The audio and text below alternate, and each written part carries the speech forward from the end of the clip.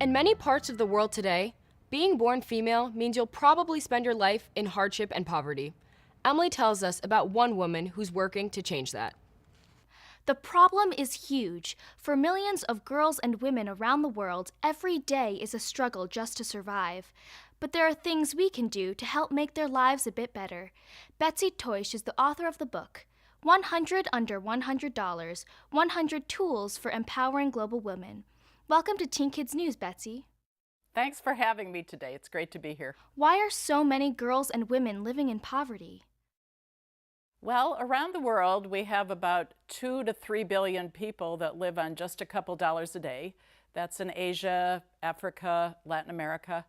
And the main factor is that a lot of those cultures are very male-dominated, and girls and women are not considered equal citizens, and therefore they're discriminated against. What are the biggest issues they face? A huge issue for girls in the developing world is just getting to school at all.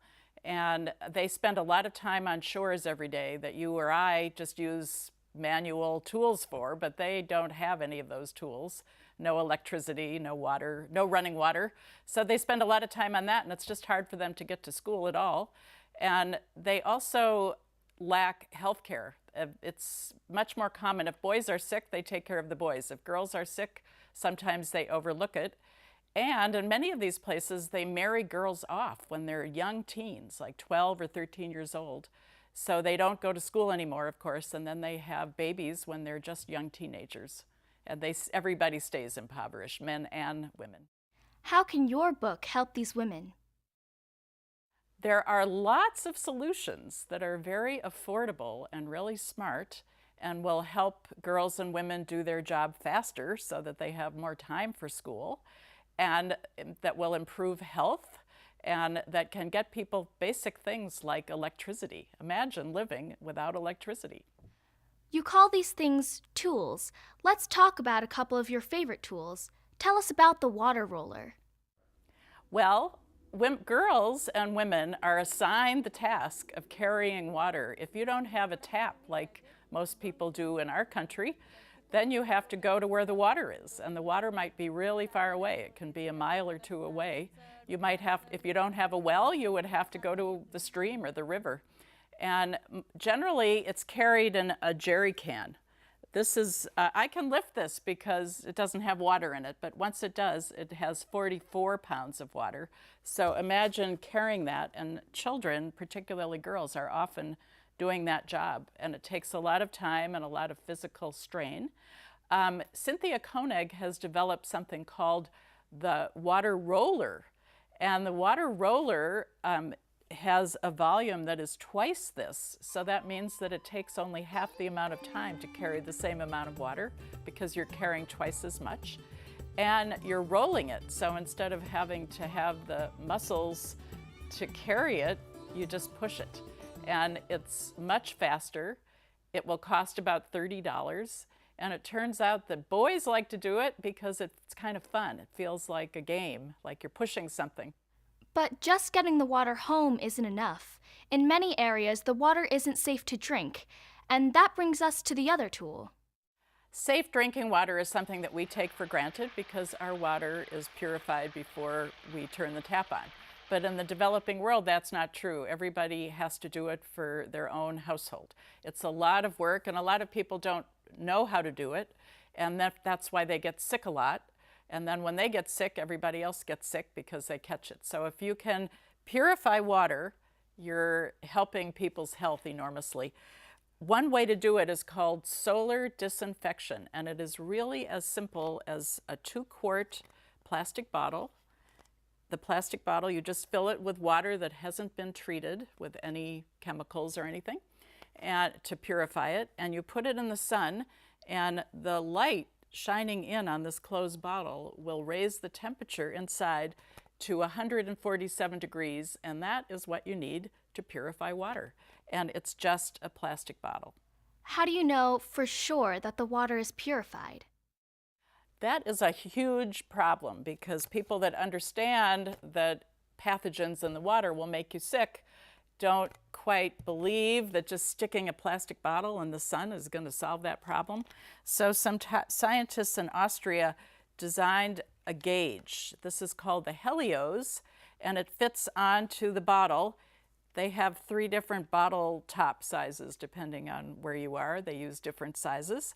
And the sun shines into the register here, and it has 4 bars, kind of like a cell phone charging. And when the temperature is hot enough, according to this gauge, a smiley face comes up, and then you know that the water is safe. And you could put this on 1 bottle, but have 10 or 15 other bottles, and they're all in the sun at the same time. So that improves people's confidence that their water is safe. Wow, that's pretty amazing, just with a plastic bottle. When we return, Betsy will show us one more tool. Teen Kids News will be right back.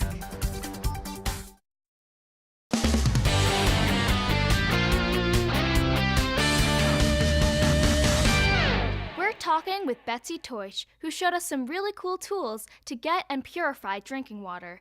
Now we're moving on to another bright idea. Tell us about a tool called a liter of light. A liter of light is really clever. It's a way to get light into a house that's dark during the day because it has no windows.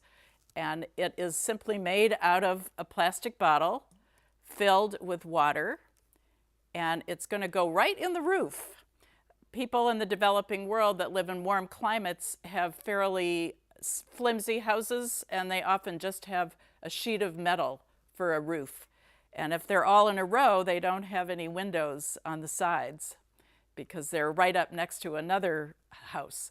So this liter of light, you cut a hole in a piece of metal, you put the bottle of water in it, and you cut a hole in the roof, and you stick it right up there, and the sun comes in during the day, and it gives the equivalent of 60 watts of light that will light up that house with no electricity or oil or kerosene or any fuel. It's just from the sun and water and a plastic bottle.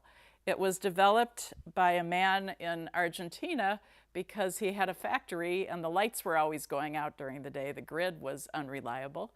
And he came up with this solution, and it has spread all over the developing world from continent to continent.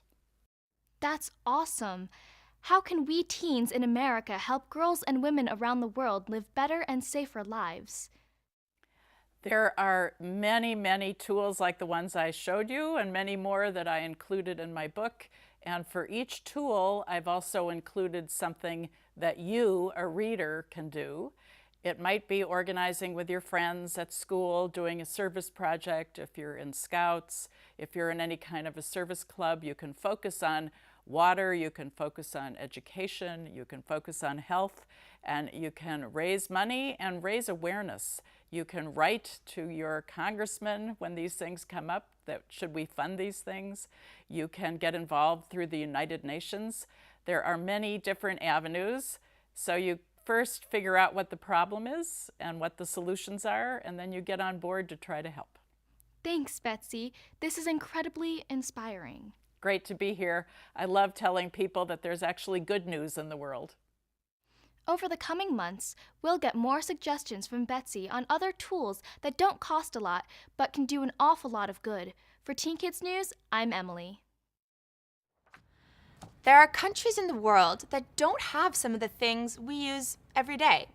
But there are simple ways even teens can help make a difference. Eden tells us more. In many poor countries, putting up telephone wires is too expensive. So the only phone service people have is with cell phones. But when you realize that many of these areas don't have electricity, you see there's a pretty big problem. How can you charge your cell phone when there's no place to plug it in?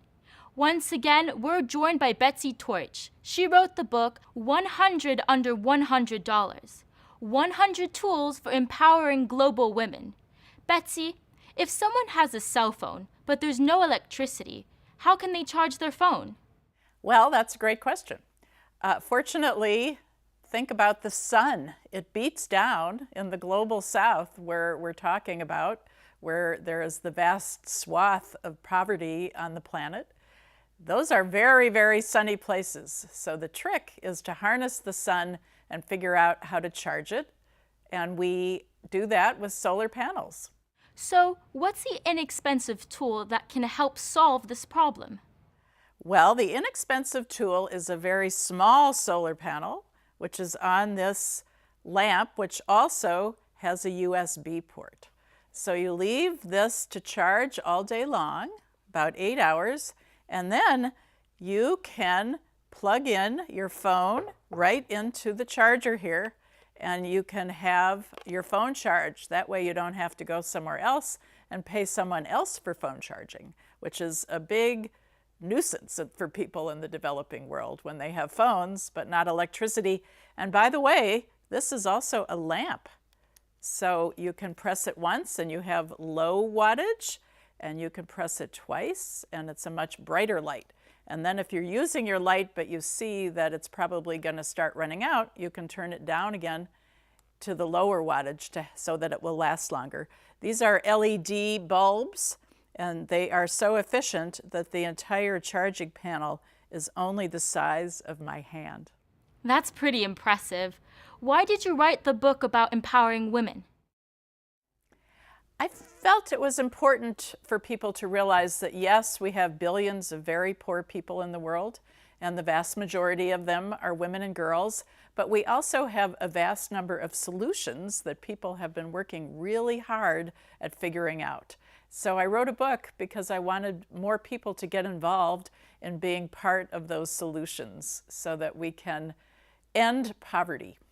If any of our viewers want to help women get solar phone chargers, how can they? There would be a lot of different ways to do it. A lot of these places are companies, so they don't really need charity. They need people to help get the word out. There are also lots of organizations. This one comes from an organization that I wrote about in my book. It's called Untitled Chapter. And you can buy one of these yourself, and they will donate one for the cost that you pay. You get one, and they donate one. So you can also be a friend of the planet and charge your devices solar, and a family will get one in the developing world. Thanks, Betsy. I'm looking forward to hearing about more of these tools on future editions of Teen Kids News. Take care. Bye. If you're looking for a great service project, empowering women with solar-powered chargers may just spark your interest. For Teen Kids News, I'm Eden. There are countries in the world that don't have some of the things we use every day. But there are simple ways even teens can help make a difference. Eden tells us more. While phones like this are dinosaurs here in America, in many parts of the world they're in great demand. To explain why, we again turn to Betsy Torch. She's an activist working to raise girls and women out of poverty. Welcome back. Great to be here. I'm so happy to see you. In your book, 100 Tools for Empowering Global Women, you say old-style phones are in great demand. Tell us why. Well, this is called a feature phone, and some of you might remember them from when you were very young. And they are not what we now call a smartphone, but it's an entry-level phone that has really made the difference for so many people around the world in places where they never had phones to begin with. We call this a leapfrog technology because people that never had landlines at all can go straight to a feature phone. There are more people in the world that have cell phones now than have toilets. So they're immensely popular in Asia, in Africa, in Latin America. Everywhere that people never had phones, they're really thrilled to have a cell phone, and they're very affordable now. What's the most popular feature on these phones?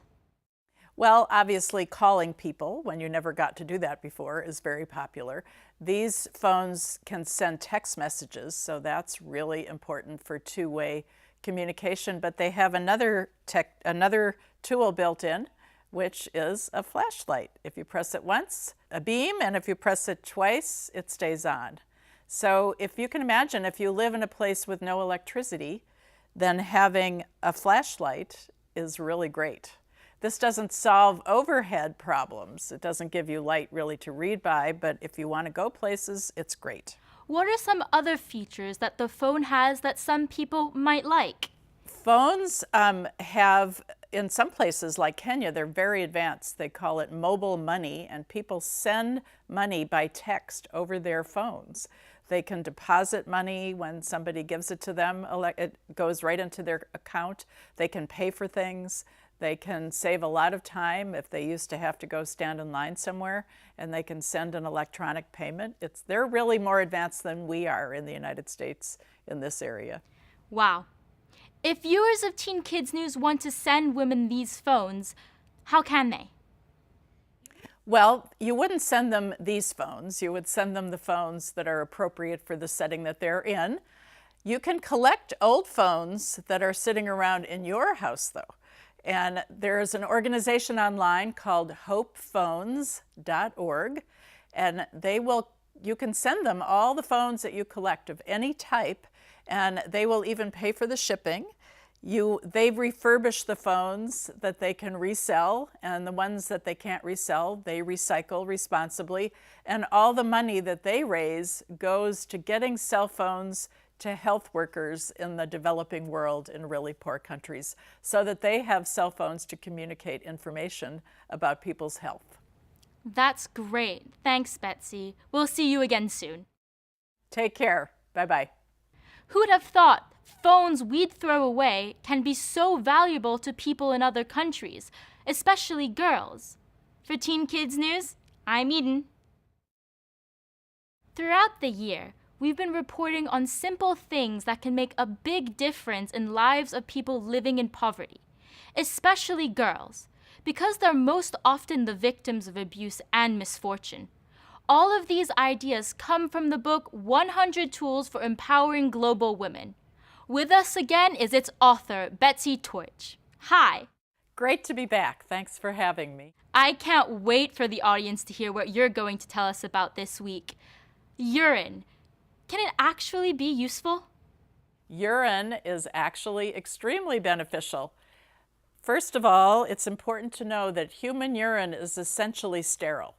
It doesn't have pathogens in it, so it's relatively safe after it's been stored for a month.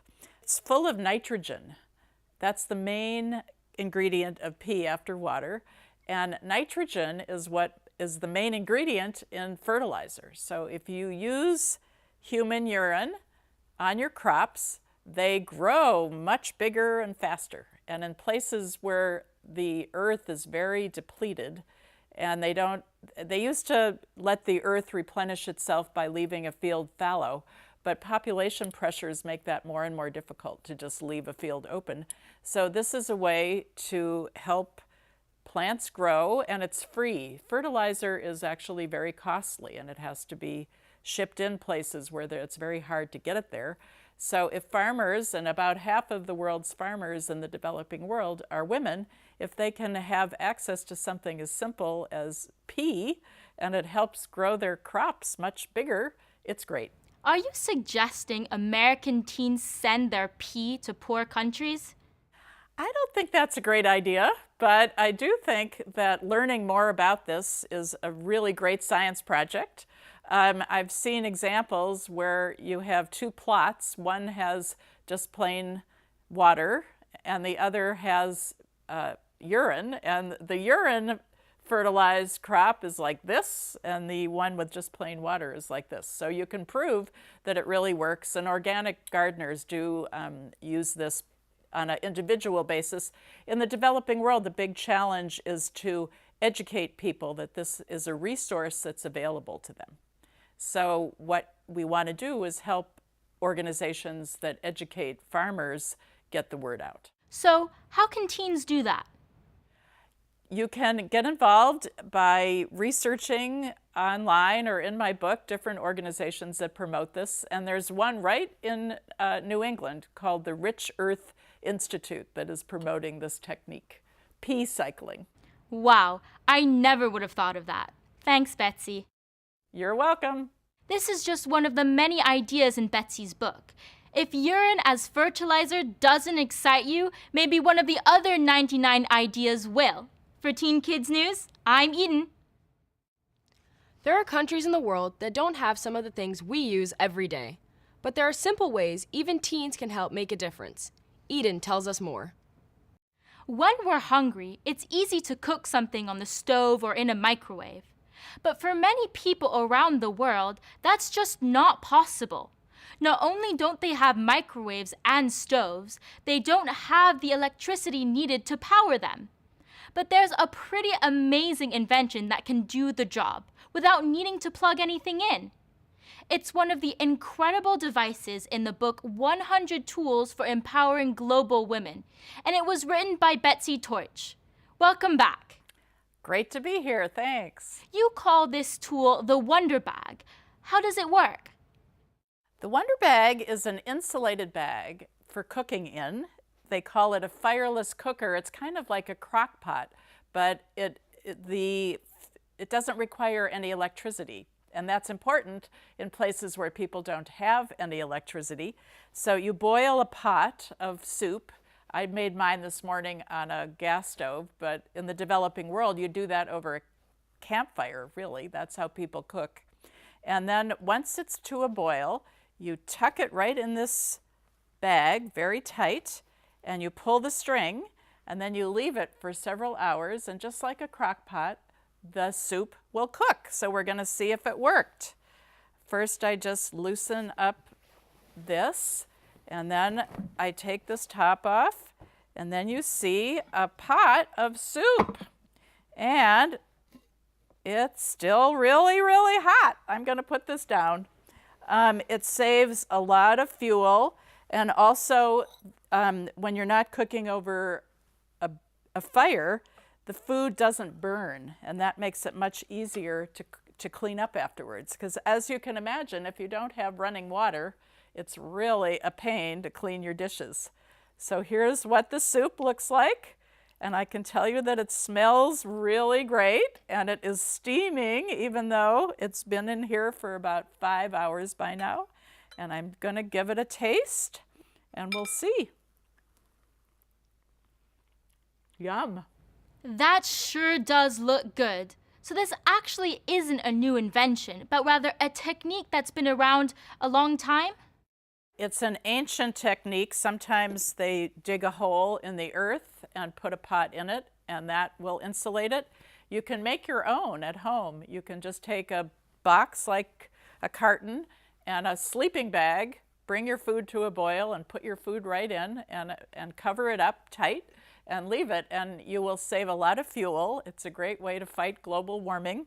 And for girls in the developing world that have to go collect that wood to cook food, it saves them a lot of time, and they can be in school. So how can American teens help girls in other countries get Wonder Bags? Well, there's a wonderful company called Wonder Bag, and if you go to their website, you can buy one, and then one is donated. So one will come to your house. Maybe you want to give it to your mom for Mother's Day or something, and use it yourself. And then one is donated to people in South Africa, where they have a lot of poverty. Thanks, Betsy. We'll see you again soon. Bye-bye. The Wonder Bag, truly a wonderful way to help others. For Teen Kids News, I'm Eden.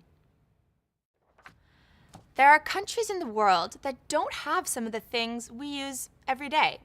But there are simple ways even teens can help make a difference. Eden tells us more.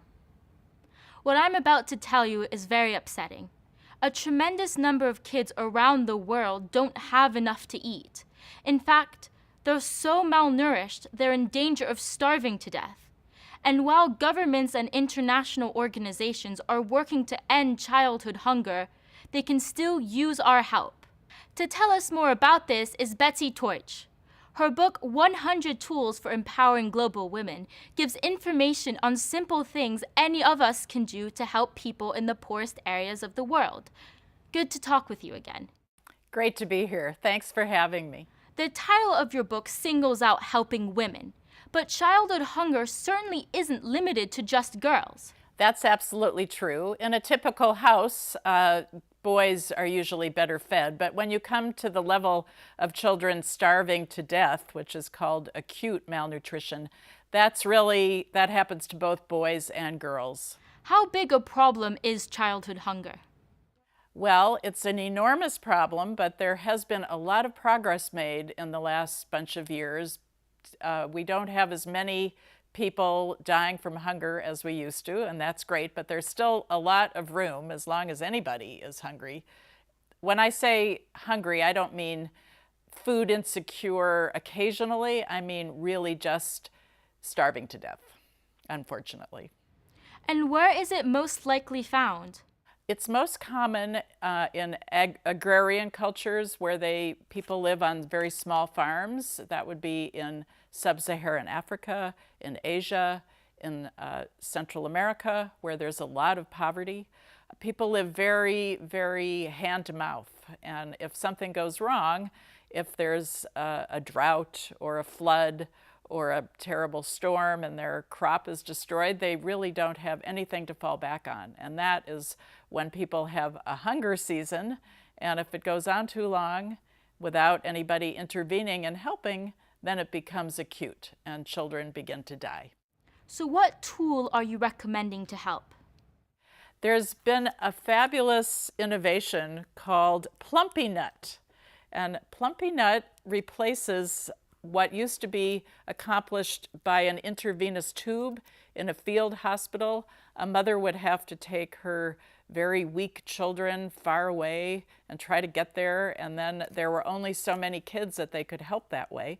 And then they were in a hospital setting, which is really hard on the whole family, and they're away from the rest of their family. But this is a paste. It's based on peanuts, and it was designed by a pediatrician that noticed that kids in France, where he lived, really like Nutella, which is chocolate, and he came up with a version of it that is peanut butter with a lot of micronutrients added to it. So it's what children need to survive and heal. So if they eat a couple of meals of this a day, after about a month, they have been cured of extreme malnutrition, and they're back on the road to health. And how do they get these plumpy nuts? They're distributed through various systems. They're manufactured in the countries where they're most needed, so they also provide jobs for local people, which is great. You can't buy them over the counter. They have to be prescribed. They're actually a treatment. Well, I'm sold. So what can teens do to help? Well, hunger is a huge problem, and there are many, many people working on it. So you can do a hunger walk, you can raise money, you can do a bake sale. Ironically, you could be selling goodies that would help children have enough food, those that don't have enough food. And look online, look in my book. There are great opportunities to help feed people around the world. Terrific. Once again, thanks, Betsy. Thank you. The decision is now yours. You can conveniently forget all about those kids who live with hunger, or you can roll up your sleeves and do something about it. For Teen Kids News, I'm Eden.